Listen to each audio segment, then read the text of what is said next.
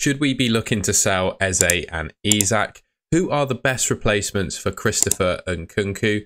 When should you actually make early transfers? And is it the right time to play your wild card? Those were the questions that you guys asked me, and I'm going to answer them in this video.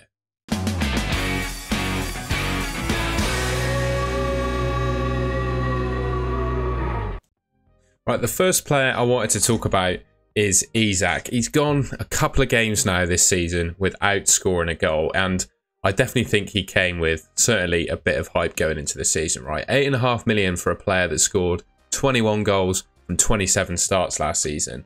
I mean, it looked like an absolute bargain, right? He hasn't necessarily delivered yet, and his underlying numbers also have unfortunately not looked all that great. Only 0.3 XG, 0.1 expected assists, picked up an assist so far, 0.19 expected returns per 90, right? That's not great, I'll admit. Last season, complete night and day difference, 0.96 expected returns per 90. He was literally, one of the best players in the league for that stat.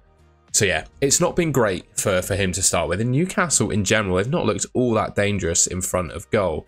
However, I think he has done enough last season. He's got enough data behind him to prove that he is a good FPL asset. And first and foremostly, he's now to start for Newcastle and he takes their penalties. I just think, going back to last season, he's got enough data behind him to prove that he is a proven 20-goal-a-season striker, right? And the upcoming fixtures, I think, are really good. Tottenham at St James's Park, I just have a feeling that one's going to be a bit of a goals fest. And then Wolves and Fulham after that. Two of, I would say, sort of teams on the weaker side, bottom half of the table sort of teams. That's the kind of teams you would expect Isak to be scoring at, right? So, yeah, I still really like him as an option.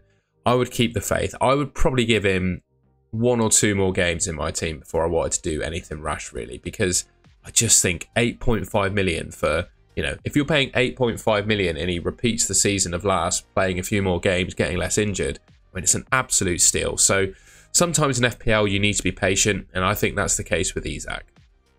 I've got to say, I think the same applies to Eze as well. He just ticks all the boxes of a good FPL asset.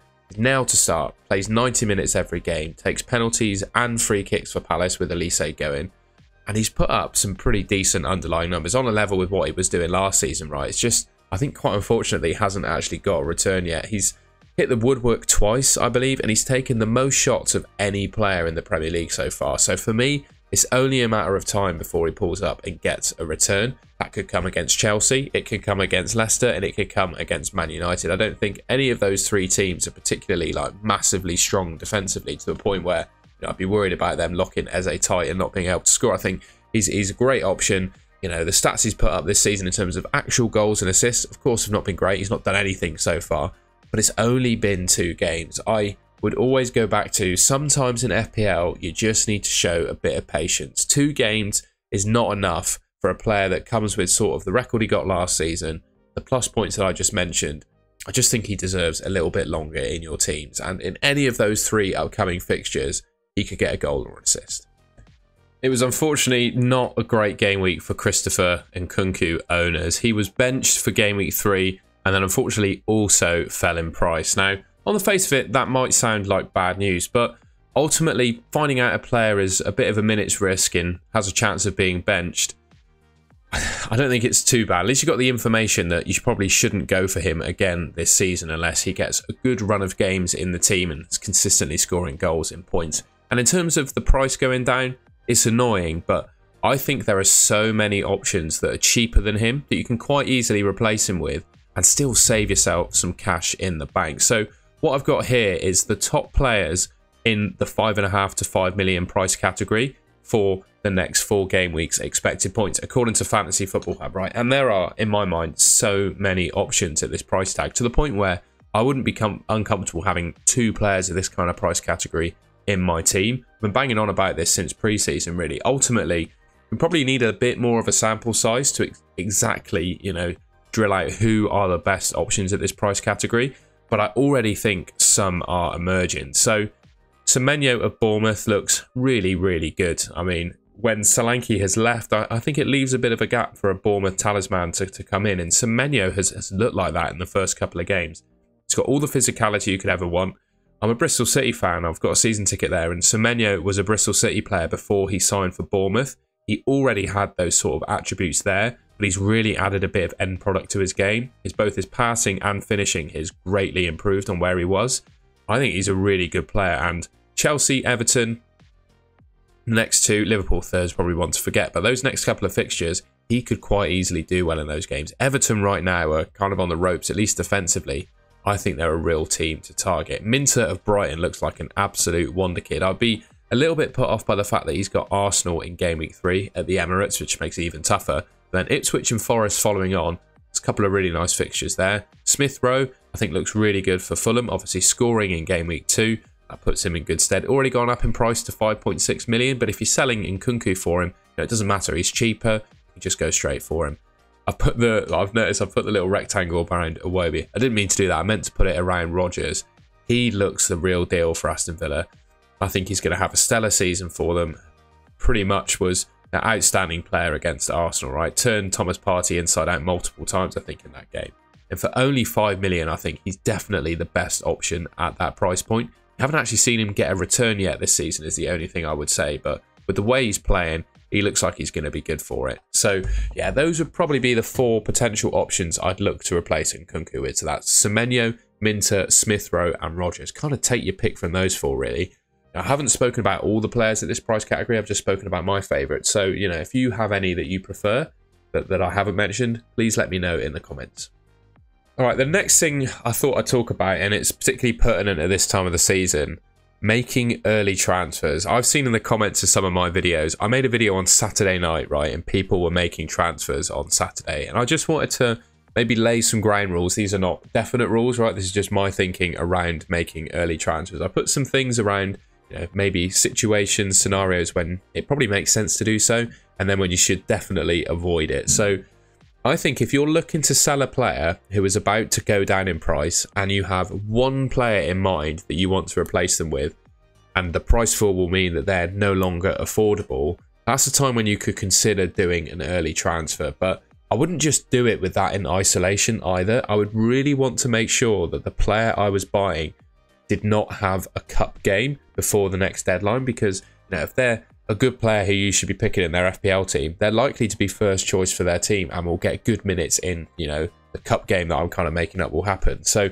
if you're making early transfers, you really need to make sure that the player you're buying isn't playing before you need them in FPL, because there's 90 minutes of a game where they could potentially get injured in, which you know, happens a lot in scenarios. I've had it happen to me 2 or 3 times where I've made early transfers from memory and players have gotten injured that I've brought in. You just don't want to be going there, really. So I would say, you know, if you're looking to sell a player who's about to go down in price and you can't afford the transfer target that you want unless you buy them early and avoid the price change, that's when you should make the early transfer, or at least consider it.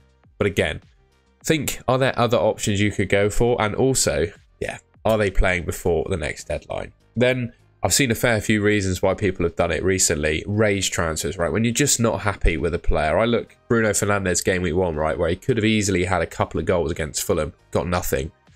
So there were definitely managers that would have raised transfer Bruno Fernandes out. You really just have to stop, take stock, think about things before you make transfers, right? Particularly if you're not worried about price rises, you should not be, in my mind, raised transferring players out.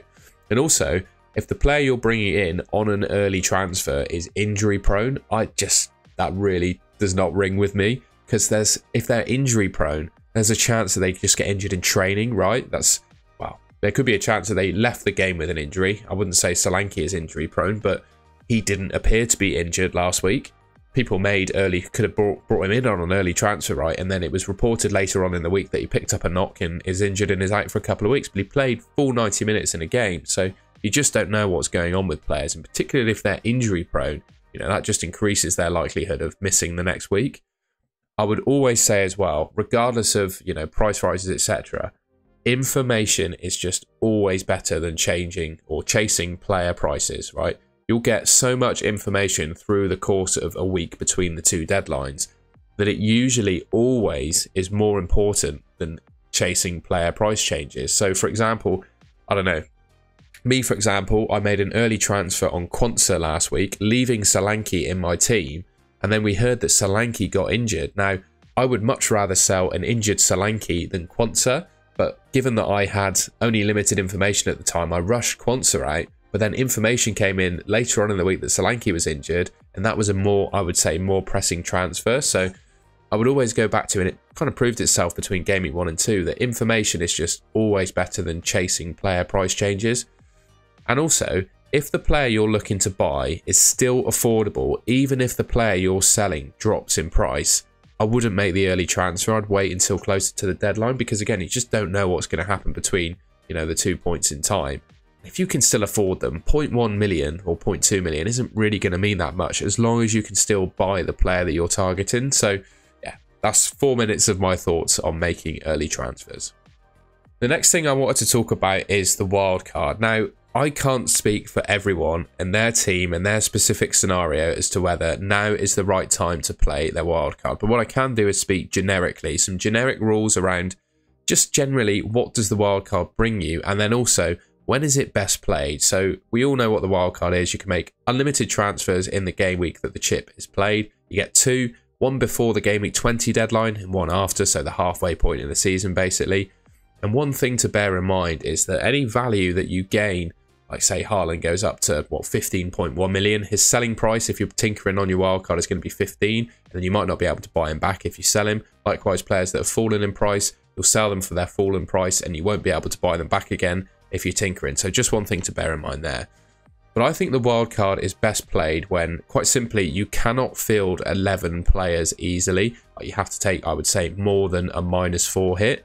I'd also suggest play it, well, yeah, play it when there's a massive fixture swing. When you see, you know, massive players in your team coming up with a really tough fixture run, and players that you're looking to target having a much better fixture run, that could be a good time to use it.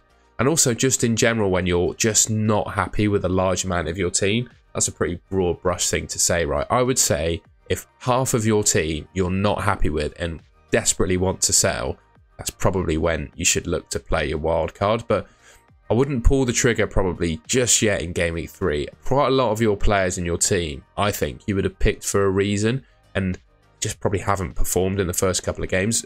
Prime examples being players I've already spoken about, right? Isak and Eze. I would definitely keep them in my team, and I wouldn't be using a wild card to get rid of them. I just, you know, they're proven Premier League goal-scoring assets who we've only got 2 games into the season so far. So sometimes I think patience plays, but those are the kind of, you know, scenarios and rules, etc., where I would look to play a wild card.